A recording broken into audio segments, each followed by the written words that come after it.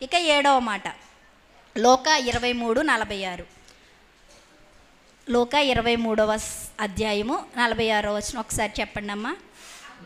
అప్పుడు యేసు గొప్ప శబ్దముతో కేక వేసి, తండ్రి, నీ చేతికి నా ఆత్మను అప్పగించుచున్నాను అని పలికెను. ఏమన్నారండి?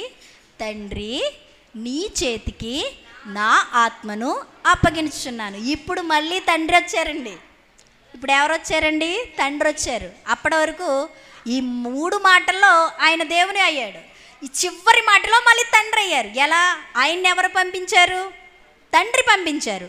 దేని ద్వారా పంపించారు?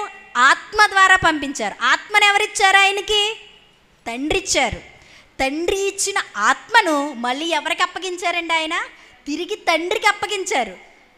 ప్రతి పనిని సంపూర్ణంగా సంపూర్తి చేశారు. అంతేకాదు, మళ్ళీ ఆయన ఇచ్చిన ఆత్మను తిరిగి ఆయన చేతికి అప్పగించారు. 7వ మాటలో నమ్మకత్వం ఉందండి. ఎంత నమ్మకంగా ఆయనకిచ్చిన పనిని పూర్తి చేసి ఇచ్చిన ఆత్మను ఆయనకి తిరిగి అప్పగించడమే 7వ మాట. తండ్రి, నీ చేతికి నా ఆత్మను అప్పగించుచున్నాను. ఆత్మ ఎవరిచ్చారు? తండ్రి ఇచ్చారు. తండ్రి ఇచ్చిన ఆత్మను ఆయనలో ఉంచుకొని ఆయనకు అప్పగించిన ప్రతి కార్యక్రమను పూర్తి చేశారు. పూర్తి చేసి సంపూర్ణంగా మళ్ళీ సమస్తం అంట నీవు నాకు అప్పగించిన పనిని నేను సంపూర్ణంగా చేసి ఉన్నానని చెప్పారు. పూర్తి చేశారండి. ఆయనకు 7వ మాట ఆత్మను ఆయనకు అప్పగించడం.